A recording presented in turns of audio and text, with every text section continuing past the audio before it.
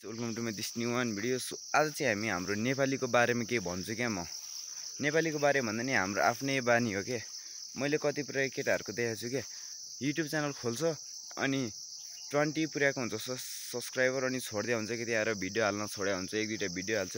त्यो तिनीहरूको एक दुई दिनको मोटिभेसनले हुँदैन क्या केटा, एकदम डिसिप्लिन चाहियो, कन्सिस्टेन्सी चाहियो नि त, निरन्तरता दिनु पर्यो। गाह्रो भन्ने के चाहिँ कुरा हुन्छ र अहिले अब सपोर्ट दिइहाल्छ, मलाई पनि सपोर्ट दिएकै छ। फर्स्टमा मेरो पनि हो, मैले नि 2 महिना जतिको त्यस्तै भिडियो हालेर छोडेको थियो होइन।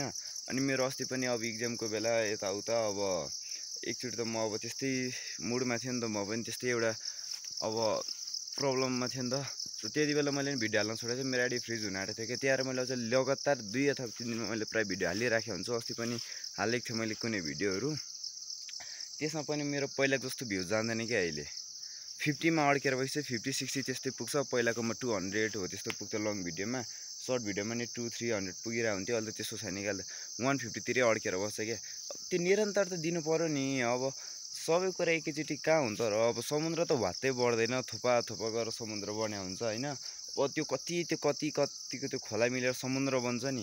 अनि हाम्रो चाहिँ बानी के छ भन्दा चाहिँ भत्तै बढ्नु पर्यो क्या सब्सक्राइबर पनि, एकै दिनमा उनीहरूले एकदम खतरा चाहियो, त्यस्तो हुँदैन क्या केटा कहिले पनि। सो म चाहिँ के हो भनेदेखि मेरो नि बानी त्यस्तै थियो पहिला चाहिँ। सो मलाई कसैले केही सिकाएर गयो नि त।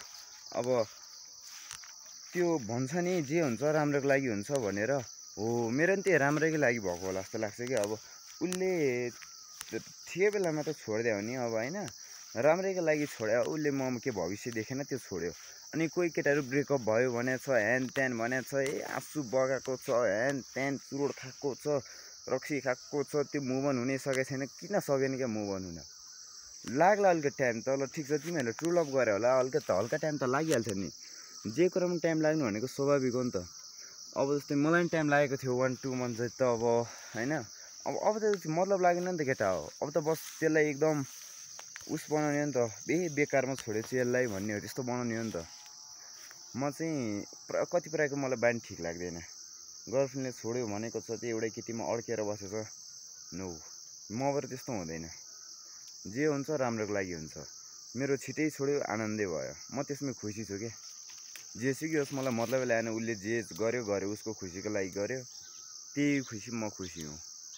मलाई मतलब लागेन क्या कसैको, चाहे साथ दियोस् चाहे नदियोस् होइन। मैले यो अहिले भिडियोमा नि हालेको थियो कसैको भर नपर्नु भनेर। सही हो, कसैको भरै पर्नु हुँदैन अहिलेको जमानामा। कहाँ त्यो दुनियाँभरिको भर परेर हुन्छ यसले गरिदिन्छ मेरो, त्यसले गरिदिन्छ भनेर हुन्छ त। कसैको भर पर्ने होइन क्या। म अब आफ्नै क्लासको केटाकेटीहरूको त भर पर्दिनँ, त्यो बाहिरको त कुरै छोडेँ। मेरै केटाहरू अब पहिलेको साथ दिने केटाहरूले त अब त्यस्तो उस छ भनेदेखि म तिनीहरूकै त भर पर्दिनँ। म अब के हुन्छ भने चाहिँ यो चाहिँ मेरो ट्रु फ्रेन्ड हो, यो चाहिँ मेरो रियल फ्रेन्ड जस्तो हो, बेस्ट फ्रेन्ड भनेर त्यो आफूले कहिल्यै भन्नु हुँदैन क्या केटा हो। त्यो मैले सुनाउने नै होइन क्या तिनीहरूलाई, तँ मेरो बेस्ट फ्रेन्ड होस् यताउता रियल ब्रदरहुड भनेर त्यो।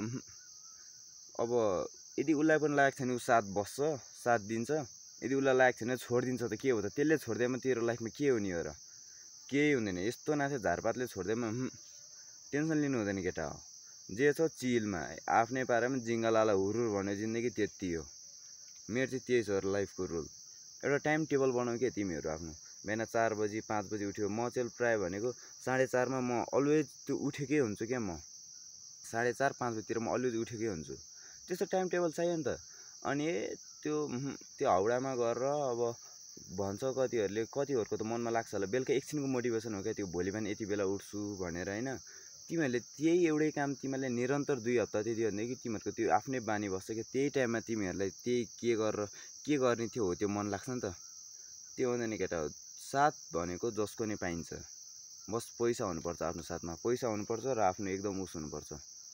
त्यति हो मेरो भन्नु कुरो। अझै सपोर्ट गरिदिनु होला, लाइक सब्सक्राइब सेयर गरिदिनु होला।